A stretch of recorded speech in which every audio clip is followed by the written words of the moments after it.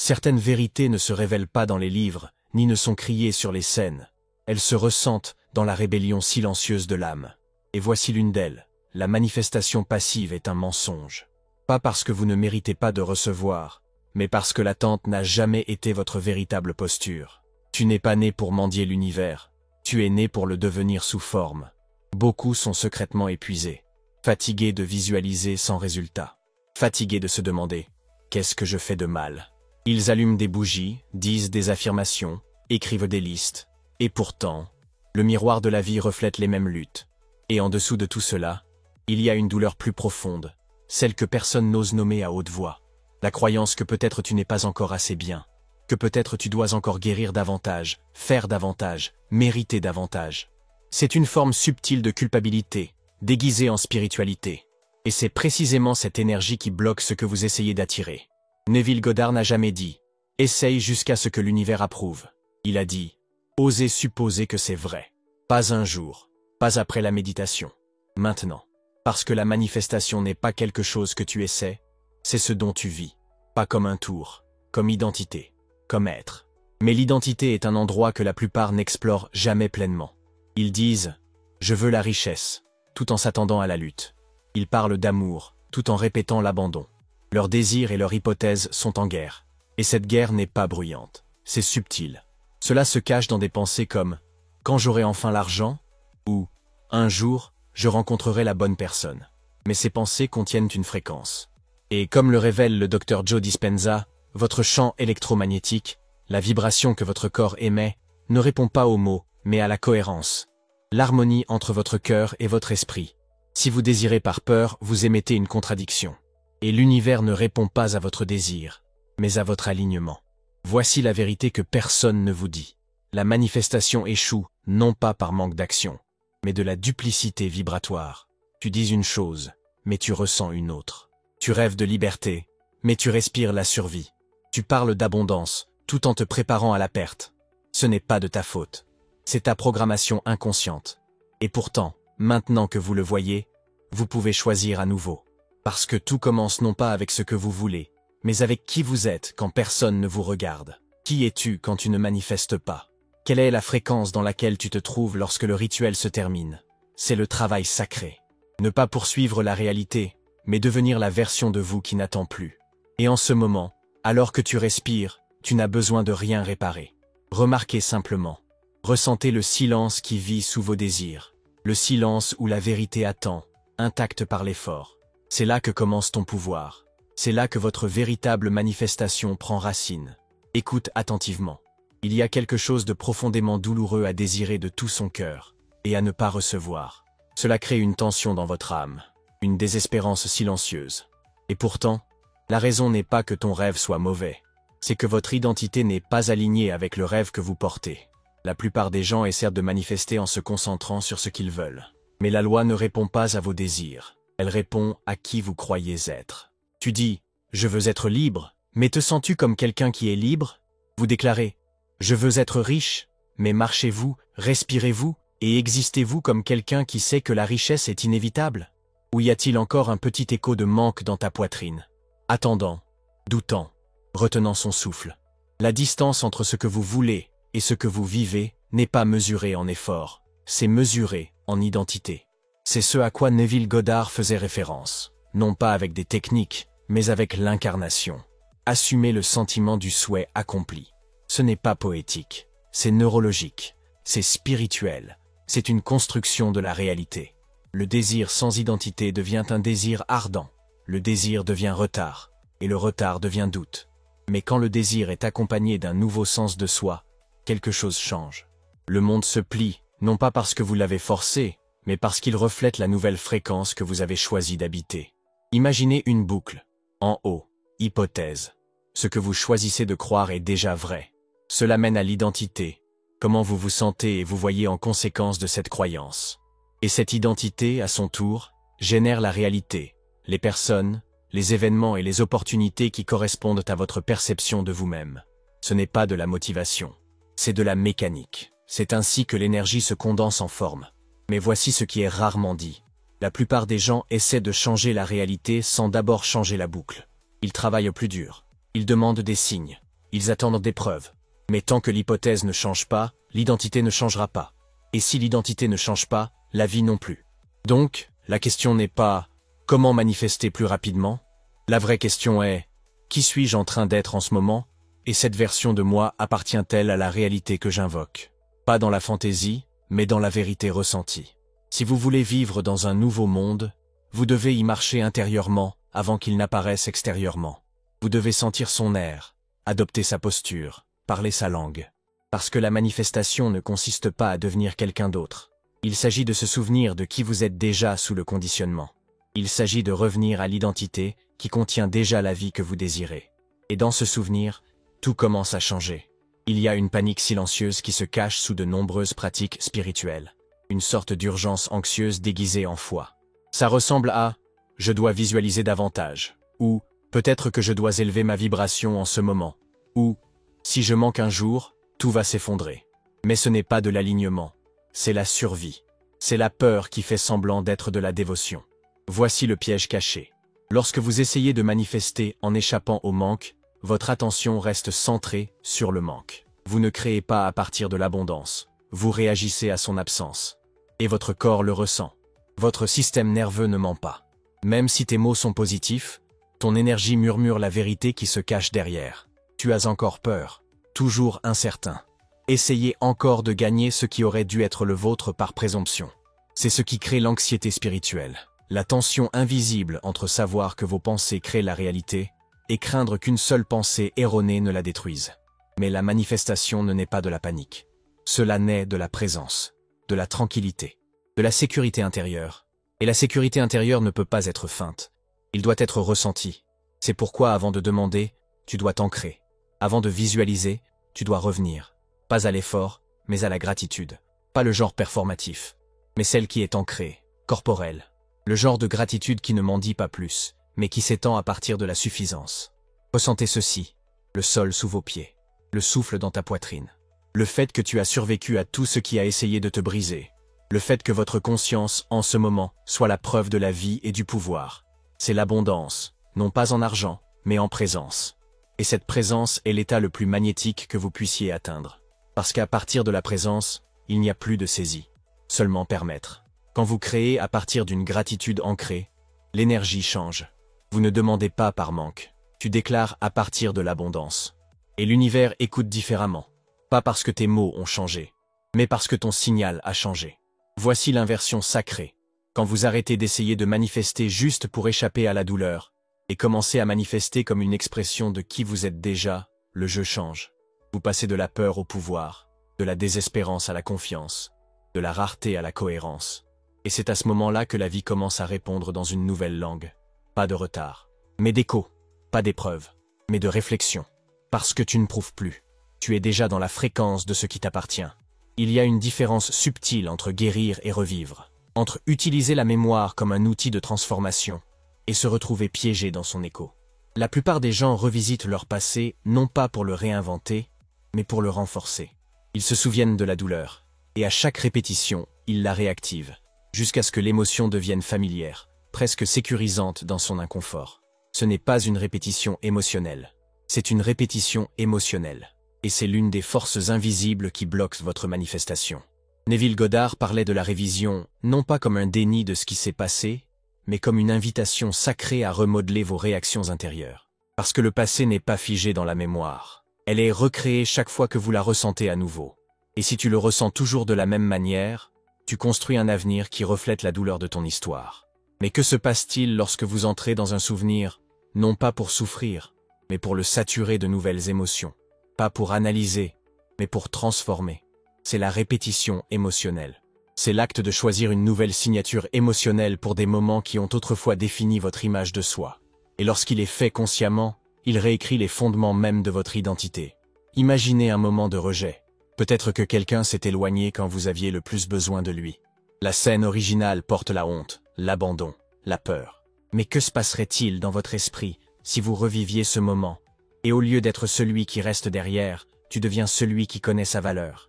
Tu te vois respirer, te tenir plus droit, te sentir complet. Non pas parce qu'ils sont restés, mais parce que tu n'avais plus besoin d'eux pour prouver ta valeur. Tu ne fais pas semblant, tu pratiques une nouvelle vérité émotionnelle. Vous donnez à votre corps un nouveau point de référence. Et le corps, étant intemporel, répond. Il commence à se reconfigurer, non pas autour du traumatisme, mais autour de la possibilité. C'est pourquoi la répétition émotionnelle ne concerne pas seulement l'imagination. C'est une question d'incarnation. Vous devez ressentir la nouvelle scène si profondément qu'elle devienne plus réelle pour votre système nerveux que l'ancienne. Pas dans la logique, mais dans la sensation. C'est ainsi que la guérison devient création. Et la création devient un changement de vibration. Il n'y a aucune vertu à revivre la douleur sans but. Votre passé n'est pas sacré parce qu'il s'est produit. Cela devient sacré lorsqu'il est transformé. Quand vous l'utilisez comme matière première pour une nouvelle histoire. Quand vous reprenez votre autorité, non pas en effaçant la blessure, mais en redéfinissant son sens. Et dans cette redéfinition, une nouvelle chronologie commence. Pas à l'extérieur, mais à l'intérieur. Là où chaque fois que vous ressentez différemment ce qui était, vous ouvrez de l'espace pour ce qui peut être. C'est la révision. C'est la maîtrise émotionnelle. Et c'est le début d'une réalité qui reflète votre guérison, pas votre histoire. Avant de continuer, faites une pause avec moi un instant. Si quelque chose en vous s'éveille, si ces mots vous semblent moins être de nouvelles informations et plus comme quelque chose que vous avez toujours su, mais que vous avez oublié d'une manière ou d'une autre, alors vous voudrez explorer ce que j'ai partagé dans le commentaire épinglé. Ce n'est pas du bruit supplémentaire, c'est un rappel, clair et silencieux, de qui vous êtes vraiment. Maintenant, continuons. Parce que la prochaine vérité pourrait changer la façon dont vous percevez votre propre valeur. Il existe une force subtile et invisible qui éloigne les miracles. Ce n'est pas le doute. Ce n'est pas de l'incrédulité. C'est le désir caché de te prouver. Vous ne le dites peut-être pas à voix haute, mais cela se manifeste dans la façon dont vous abordez chaque affirmation, chaque visualisation, chaque prière. Si je manifeste cela, peut-être qu'ils me respecteront. Si je réussis, je serai enfin vu. Si j'attire l'amour, je prouverai que je suis suffisant. Cette énergie est silencieuse, mais puissante, et elle murmure à l'univers, je ne suis pas encore complet. Quand vous traversez la vie en essayant de prouver votre valeur, vous émettez la fréquence de l'indignité. Même lorsque vos mots sont beaux, même lorsque vos tableaux de vision brillent, votre corps continue de diffuser un sentiment de manque. Parce que prouver vient d'une croyance profondément enracinée que quelque chose manque, que vous n'êtes pas déjà suffisant tel que vous êtes. Et voici le paradoxe. Tant que vous essayez de manifester pour réparer ce que vous pensez être brisé en vous, vous restez dans l'identité de celui qui a besoin d'être réparé. Celui qui n'est pas encore devenu, celui qui attend la validation. Mais tu n'étais jamais censé manifester pour prouver. Tu étais destiné à manifester pour exprimer. L'expression vient de la plénitude. La preuve vient du vide. L'un est un flux naturel de l'être. L'autre, une tentative désespérée de compenser. Ressentez la différence entre « j'ai besoin de cela pour prouver ma valeur » et « c'est simplement qui je suis maintenant ». La première vient avec tension, peur, urgence. Le second, calme, clarté, présence. La différence est vibratoire, et l'univers répond à la vibration, pas au volume. Vous n'avez rien à prouver pour recevoir ce qui vous appartient déjà. Vous n'avez pas besoin de gagner ce que votre âme savait dès sa naissance. Le changement est interne, de la justification à la déclaration, de la supplication au choix, de l'effort à l'essence. Vous n'êtes pas ici pour auditionner pour l'amour, le succès, la paix ou la prospérité. Vous n'attendez pas d'être approuvé par des forces extérieures. Vous êtes le décideur, le détenteur de la fréquence, le façonneur d'identité. Quand vous arrêtez de jouer un rôle pour une réalité extérieure à vous, et commencez à incarner la réalité en vous, la manifestation devient inévitable. Laissez cela devenir votre mantra silencieux. Je ne suis pas ici pour prouver. Je suis ici pour choisir. Je ne suis pas un projet à réparer. Je suis une présence à révéler. Et au moment où vous relâchez le fardeau de la preuve, les miracles cessent de se cacher. Ils te reconnaissent.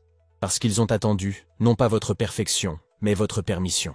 L'Assomption n'est pas une affirmation. Arrêtez l'esprit de perroquet. La répétition sans incarnation est du bruit.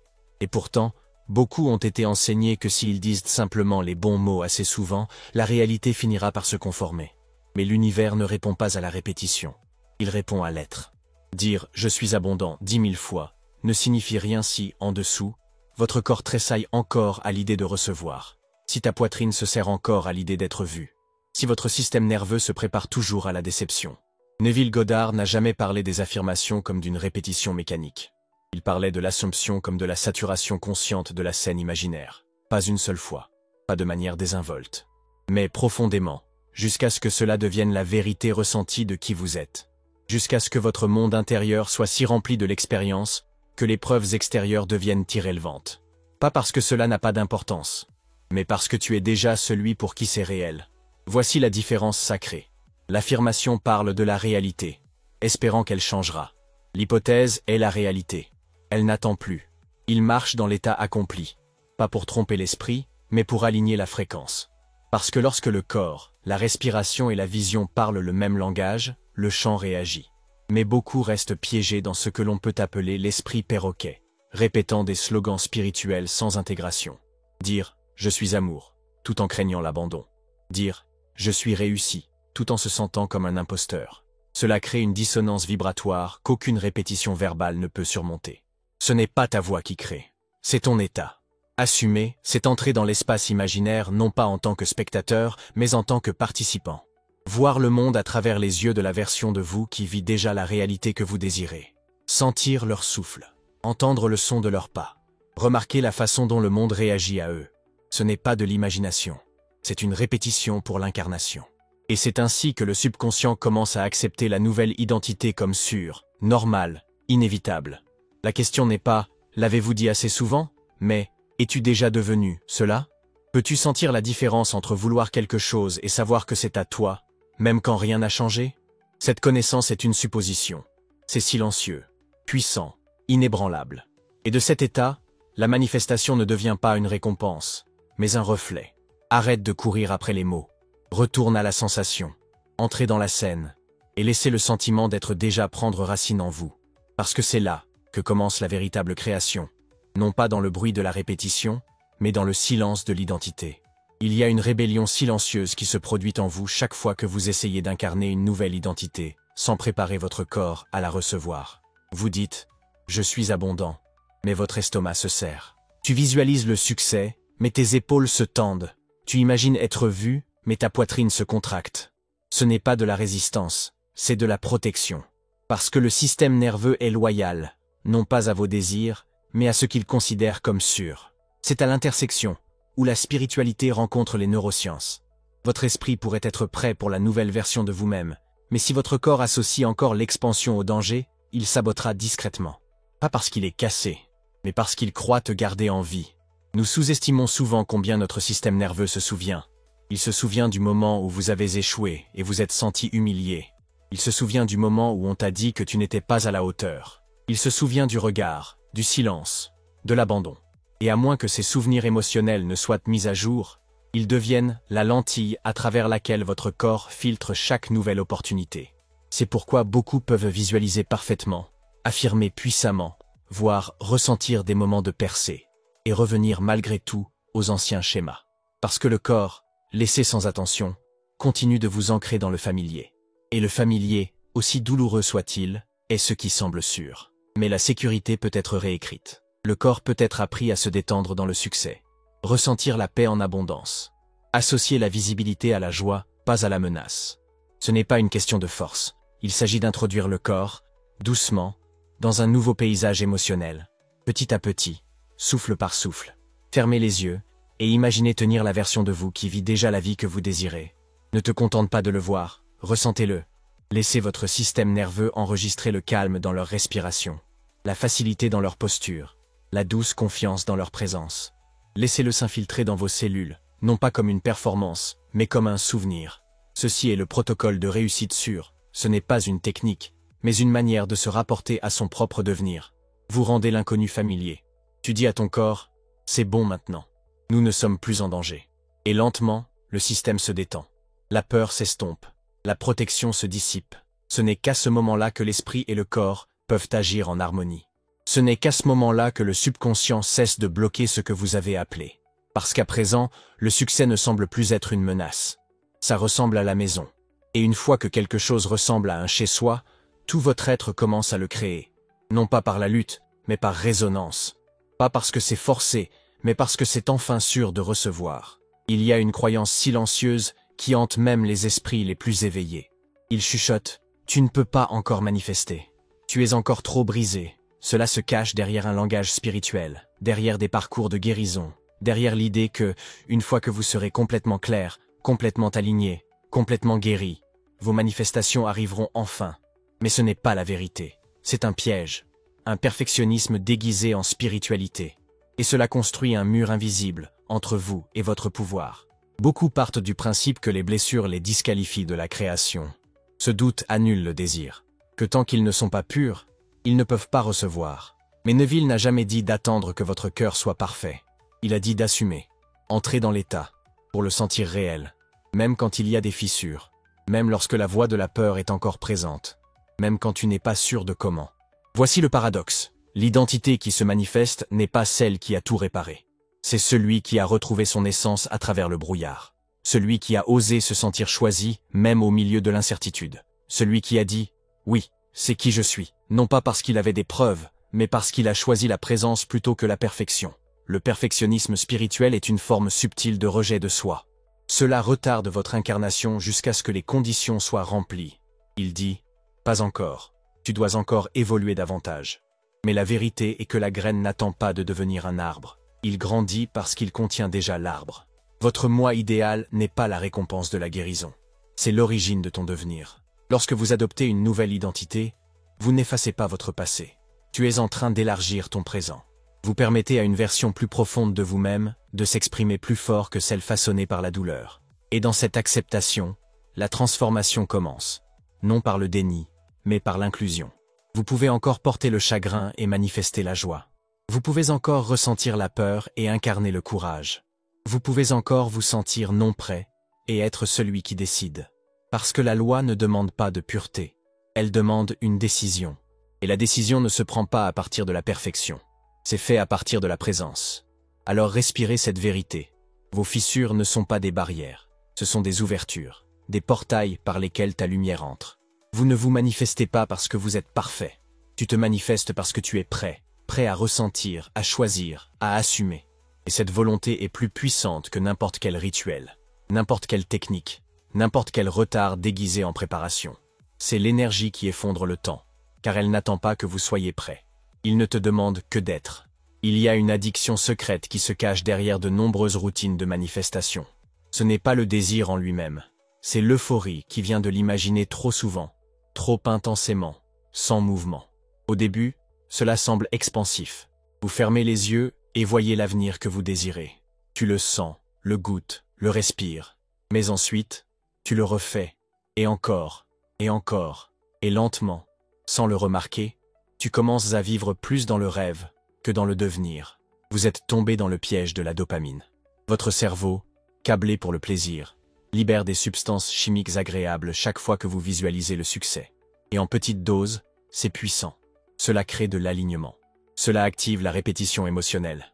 Mais quand cela devient un substitut à l'action, un remplacement de l'incarnation, cela se retourne contre vous. Vous commencez à confondre le frisson de l'image avec la présence de la réalité. Et le corps, ne percevant aucun mouvement réel, commence à s'engourdir. C'est ici que l'élan meurt, non pas par manque de croyance, mais par surstimulation. Vous avez créé une boucle de fantasmes, et votre système, déjà surmené, commence à vous protéger. Il dit « Nous continuons à le voir, mais rien ne change. Cela doit être dangereux. » Et la résistance se met en place. Pas parce que tu ne manifestes pas bien, mais parce que tu as transformé une vision sacrée en une échappatoire mentale. Neville n'a jamais enseigné la visualisation sans fin. Il parlait d'imaginer une foi pleinement, avec une foi si profonde qu'elle ne nécessitait aucune répétition. L'acte imaginal, une fois saturé de sentiments, devient une graine. Et comme toute graine, elle a besoin de temps, d'espace et de calme pour grandir. Pas plus d'imaginer, plus d'être. C'est là que le modèle change. Pas visualiser plus, mais visualiser, agissez, oubliez. Vous le voyez, vous y entrez. Et puis tu laisses aller. Pas parce que c'est parti, mais parce que c'est déjà fait. Vous n'arrosez plus la graine toutes les heures. Tu fais confiance à son déploiement. Vous lui donnez l'espace pour s'enraciner dans votre réalité. La survisualisation est une forme de contrôle déguisée en dévotion. C'est la peur que, si vous ne le gardez pas en tête, cela disparaîtra. Mais la véritable manifestation ne découle pas de la saisie. Cela naît d'une certitude ancrée. Une connaissance qui n'a pas besoin de renforcement constant. Une décision qui vit dans le corps, pas seulement dans l'esprit. Alors laisse-toi respirer entre les visions. Laisse le silence parler. Laisse le quotidien porter ta fréquence. C'est là que le pont des incidents commence à se déployer. Non pas dans la fantaisie, mais dans les moments ordinaires chargés d'une nouvelle identité. Parce que lorsque vous cessez de chercher le frisson de l'image et commencez à incarner la tranquillité de la connaissance, vous ne poursuivez plus l'élan. Tu deviens cela. La répétition sans révélation est inutile. Il y a une frustration lancinante qui s'insinue dans le cœur même du chercheur le plus dévoué. Vous avez dit les affirmations, écrit les intentions, observé les signes, et pourtant, rien ne semble bouger. Les mots semblent vides, les rituels, mécaniques. C'est comme si la magie s'était estompée. Et la vérité plus profonde est la suivante. La répétition sans révélation est inutile. Répéter une phrase 1000 fois ne signifie rien si cela ne réveille pas quelque chose de nouveau en vous. Le but de la répétition n'est pas de convaincre l'univers, mais de te révéler à toi-même. Pour décoller les couches de l'identité jusqu'à ce que vous dites devienne qui vous êtes. Pas par le volume, mais par l'intégration. Trop souvent, la répétition devient une forme d'évitement. Vous répétez les mêmes mots encore et encore, non pas pour approfondir votre vérité, mais pour vous protéger de la peur de rester immobile. D'écouter. De faire face à la question brute sous-jacente. Est-ce que je crois vraiment être cette version de moi? Et si la réponse est non, plus de mots ne combleront le vide. C'est là que la révélation entre en jeu. Cela ne vient pas de faire plus. Cela vient de s'arrêter, en regardant votre propre reflet et en demandant « Est-ce que celui dont je parle est déjà là? Et si ce n'est pas le cas, quelle partie de moi s'accroche encore à l'ancienne identité ?» C'est le moment du miroir. Pas un outil, un rituel de vérité. Quand tu te tiens devant tes propres yeux et que tu parles, non pas comme un mantra, mais comme un souvenir. Tu le dis lentement, délibérément, en ressentant où cela atterrit et où cela résiste. Tu ne fais pas que confirmer, tu confrontes.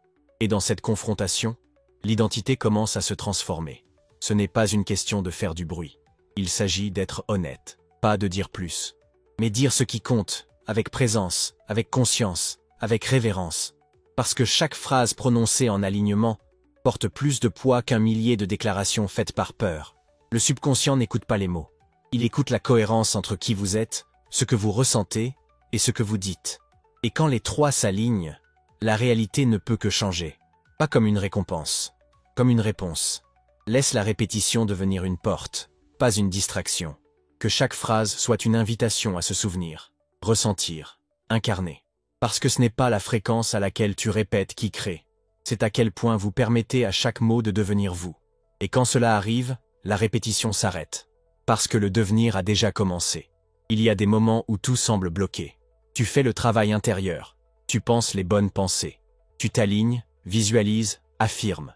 Et pourtant, rien. Silence. Retard. Résistance. Et dans ce silence, le doute s'installe. Peut-être que je suis bloqué. Peut-être que je ne suis pas fait pour ça. Mais si ce que vous appelez résistance est en réalité une attente mal alignée, nous nous attendons souvent à ce que la réalité se déroule d'une certaine manière. Nous imaginons la chronologie, les signes, le chemin. Et quand cela ne suit pas notre vision, nous l'appelons échec. Mais Neville Goddard nous rappelle, la foi est la loyauté envers la réalité invisible. Pas de loyauté envers la méthode. Pas de loyauté envers le résultat. Loyauté envers l'état. À la sensation du souhait accompli, peu importe ce qui apparaît. Lorsque votre attente est façonnée par votre ancienne identité, elle déforme votre perception. Vous cherchez des preuves provenant de la conscience du manque. Vous interprétez le temps à partir de la fréquence de la peur. Et donc, même quand les choses bougent, tu ne peux pas le voir. Parce que tu écoutes encore la preuve dans la mauvaise langue. Le retard n'est pas toujours un refus. C'est souvent un réajustement divin, vous alignant avec quelque chose que votre état actuel ne peut pas encore recevoir. Pas parce que vous êtes puni, mais parce que la vie répond à la cohérence. Et si votre monde extérieur ne correspond pas encore à votre monde intérieur, ce n'est pas de la résistance. C'est une invitation. Pour approfondir l'incarnation, recalibrer le signal, ajuster le soi qui vit déjà le résultat. Le désalignement n'est pas dans l'univers, c'est dans le filtre. L'attente que le succès doit avoir une certaine apparence, que l'amour doit arriver sous une forme particulière, que cette transformation doit suivre une ligne claire. Mais la création ne se déplace pas en ligne droite. Cela s'enroule en spirale. Il se plie. Cela résonne. Et ce qui ressemble à du silence peut être l'espace exact dont vous avez besoin pour que votre nouvelle identité prenne racine. Alors, respire dans l'espace. L'espace entre la demande et la réception. Ce n'est pas un vide. C'est un utérus. Un endroit où votre nouvelle fréquence est en gestation. Où vos anciennes attentes sont en train de se dissoudre. Où votre vision est purifiée, non par l'effort, mais par la présence. Le changement se produit non pas lorsque vous forcez la manifestation, mais lorsque vous abandonnez la carte obsolète. Quand vous arrêtez d'exiger des preuves, et commencez à devenir la preuve. Quand vous n'attendez plus que la vie s'adapte à votre plan, mais que vous faites confiance au fait qu'elle répond toujours à votre alignement. Et dans cette confiance, ce qui semblait autrefois être de la résistance devient clarté. Ce qui semblait autrefois être un retard devient préparation. Et ce qui semblait autrefois inaccessible arrive, doucement, naturellement, comme le reflet de qui vous avez déjà choisi d'être. Arrêtez d'essayer de manifester. Commencez à vivre comme celui qui le fait. Il arrive un moment où vous ne courez plus après, parce que vous vous rappelez.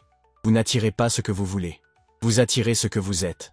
Et tant que vous persistez dans l'identité de votre désir, la manifestation semblera toujours hors de portée. Neville l'a dit clairement, l'assomption, et non l'effort, est la cause de la création. Le docteur Joe Dispenza le confirme par la science. Votre réalité change lorsque votre corps émotionnel investit dans une nouvelle image de soi. Voilà le secret. Pas plus de pensée, mais un être plus profond. Imaginez que vous syntonisez une radio. Vous ne mendiez pas de la musique. Tu t'alignes avec sa fréquence. C'était toujours là. Il suffisait de s'aligner. La manifestation fonctionne de la même manière. Alors arrête de négocier avec l'univers. Tu n'es pas un mendiant. Tu es le signal. Tu es celui qui choisit.